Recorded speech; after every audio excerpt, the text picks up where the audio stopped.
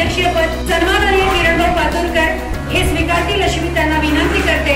तसेच आजच्या कार्यक्रमाला उद्घाटक जे लागले आहे तुमच्या सगळ्यांचं खूप मोठं भाग्य आहे की ज्यांच्याकडे तुमच्या पुढे लोणकेस जाणार आहे असे नवनियुक्त महात्मा फुले बँकेचे अध्यक्ष सन्माननीय दिलीपरावजी लोखंडे हे नुकतेच अध्यक्ष झाले आहेत आणि तेच आता आपल्या आज कार्यक्रमाचे उद्घाटक म्हणून लागले आहेत। जोरदार टाळ्यांनी आपण त्यांच्या सगळ्यांचं स्वागत करूया। सोबतच प्रमोदरावजी कोरडे महात्मा फुले बँकेचे उपाध्यक्ष म्हणून त्यांनी कार्यभार सांभाळलेला आहे। सन्माननीय किरणभाऊ पातुरकर ज्यांनी सामाजिक राजकीय आणि औद्योगिक क्षेत्रात गेल्या कित्येक वर्ष झाले कार्य केले आहे। सोबतच ते एल्युमिना असोसिएशनचे सुद्धा अध्यक्ष आहेत।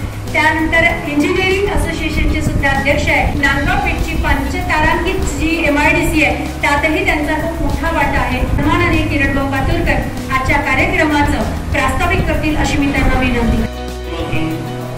आणि तुमच्यापासून मी सुरू करतोय।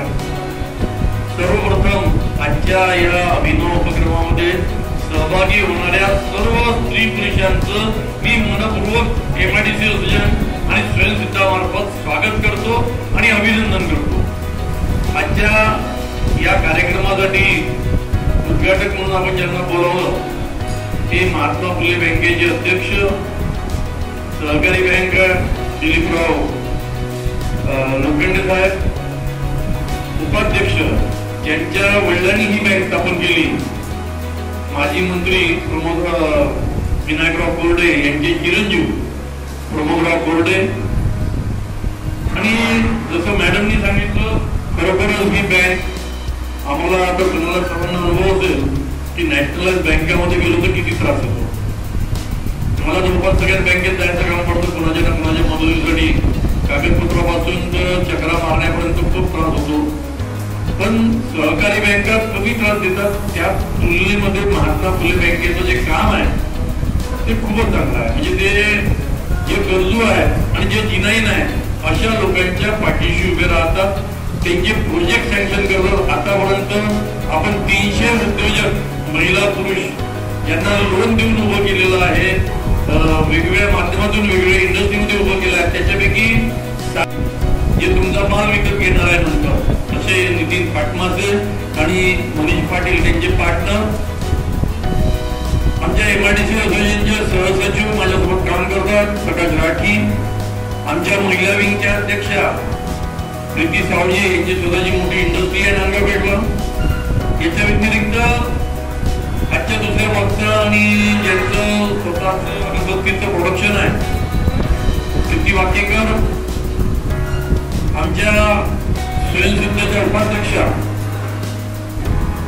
जयश्रीताई डोंबळे, स्मिताताई घाटोळ, या व्यतिरिक्त उपस्थित सर्व नवीन ज्यांना उद्योजक बनायचं आहे अशा सगळ्या बंधू भगिनींना मी आता भाषण करणार नाही आहे कारण की मी 4 वाजता बोलणार आहे। ज्यावेळी बक्षीस आपलं सर्टिफिकेट वितरण राहील त्यावेळी मी बोलणार आहे, त्यामुळे माझं सत्र राहणार आहे। एकदा ज्याला उद्योजक बनायचं त्याला इन्व्हेस्टमेंट करावं लागतं आणि त्यामध्ये जर सवय लागली उद्योजक कधीच बनत नाही। उद्योजक बनायचं असेल, प्रॉफिट कमवायचं असेल तर पहिले गुंतवणूक करावी लागते आणि गुंतवणुकीची सवय ट्रेडिंग पासून लावली तर ती शेवटपर्यंत लागते। त्याच्यामुळे आपण जरी पहिलं सेशन मी संपूर्ण आम्ही हे जे चालवतो स्वयंसिद्धा 1 दिवसीय सेशन सगळीकडे फ्री असते, चाही आम्ही परंतु 3 दिवसाचं आणि 12 दिवसाचं सेशन त्याची फी आपण घेतो आणि त्याची फी काय घेतो ते तुम्हाला ऐकलं। आता 3 दिवसामध्ये रॉ मटेरियल भरपूर लागेल, जे खराब होणार आहे, गाड्या खराब होणार आहेत, इलेक्ट्रिसिटी लागणार आहे, चहा नाश्ता लागणार आहे, जे घेतील ज्यांच्या इथे होईल त्यांना पैसे द्यावे लागणार आहे, जे घ्यायला येतील त्यांना पाहिजे। आता इथे यांनी कुणी पैसे नाही घेतले पण त्या 3 दिवसाचे सगळेजण पैसे घेतात, त्या सगळ्यांना पैसे द्यावे लागतात। त्यामुळे कारण की ते प्रोफेशनल आहेत, त्यांचाही वेळ जातो त्यामुळे त्यांनाही पैसे द्यावे लागतात। हे सगळं आपण प्रोफेशनली करतो। पहिलं जे असतं ते एकदम किंवा चला तुम्हाला सगळ्यांना कल्पना यावी यासाठी असते, पण त्याच्यानंतर मात्र कारण की आता याच्यानंतर आपण नवीन पद्धतीने स्वयंसिद्धचं काम चालू करतात। याच्यामध्ये नवीन पद्धत काय, आतापर्यंत आम्ही प्रोजेक्ट रिपोर्ट बनवून देण्यापर्यंत मदत करणे, लोकचे सुमत करायची आहे आणि त्याच्यात मदत करणे इथपर्यंत करत होतो. पण आता आपण मशिनरी आणण्यामध्ये, त्याच्यानंतर रॉ मटेरियल, तुम्हाला रॉ मटेरियल आणि कच्चा माल देणे आणि विकत घेणे ते करते, पण यांच्यासोबत तुमची जी बायबॅक गॅरंटीची MOU होईल, त्या MOU मध्ये स्वयं सुद्धा राहील तुमच्यासोबत. कारण की यांचं आणि तुमचं व्यवस्थित चाललं पाहिजे, तर त्याच्यासाठी स्वयं सुद्धा सोबत राहील, स्वयं सुद्धा त्याच्यातला एक पार्ट असेल. हे पहिल्यांदा करतो. त्याच्यानंतर आम्ही याच्यात फूड पार्कमध्ये करणार आहोत, आता गार्मेंटमध्ये करणार आहोत. त्याच्यानंतर आपण आता अंध लोकांचं ट्रेनिंग घेणार आहोत, नेत्रदान, आणि त्यांचंही असं पद्धतीचं करून देणार आहोत. म्हणजे आपण एक नवीन पद्धतीच्या याच्यात जातोय की ज्याच्यामध्ये अमरावती शहरामध्ये औद्योगिकरण, ज्यांना ज्यांना छोटे छोटे उद्योग घरामध्ये जोडधंदा करायचा, ज्या तरुणाला सुरुवात करायची आहे व्यवसायामध्ये, या महिलेला व्यवसाय करायचा आहे आणि त्या व्यवसायातून नंतर मोठं व्हायचं आहे, किंवा एक विशिष्ट वय झालं आता फक्त घरच्याला मदत करण्यासाठी जोडधंदा करायचा आहे. दोन्ही प्रकार जे तरुण आहेत त्यांना मोठा बिझनेस करायचा पडतो. स्वतःसाठीच पहिले तयार होतं, स्वतःसाठी तयार होतं, स्वतःसाठी स्वतःच तयार होतं. मी माझं थोडंसं बॅकग्राऊंड सांगतो. व्यवसाय तर होणारच आहे. मी एक मिडल क्लास फॅमिलीतून आलेला व्यक्ती आहे. माझ्यासोबत माझे पार्टनर आहेत मनीष पाटील, सामान्य कुटुंबातले. आमची सुरुवात एक सामान्य 3,000च्या जॉब पासून सुरुवात झाली.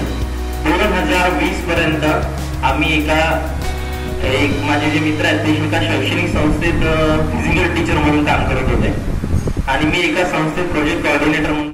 तुम्हाला आता व्यवसाय लावून दिला आहे, अशा पद्धतीने आमचे आधीचे व्यवसाय सुरू आहेत की जे सिंगल्स मशीन अमरावतीत आहेत, काही मशीन नाशिकला आहेत, काही यावलीमध्ये आहेत, आणि आता एक्झिस्टिंग प्रोग्राम जे आमचे सुरू आहे ते तुमच्यासारख्या महिलांसोबत, पुरुषांसोबत सिंगल मशीन किंवा 5 मशीनचा सेटअप, 10 मशीनचा सेटअप असं आम्ही देतो.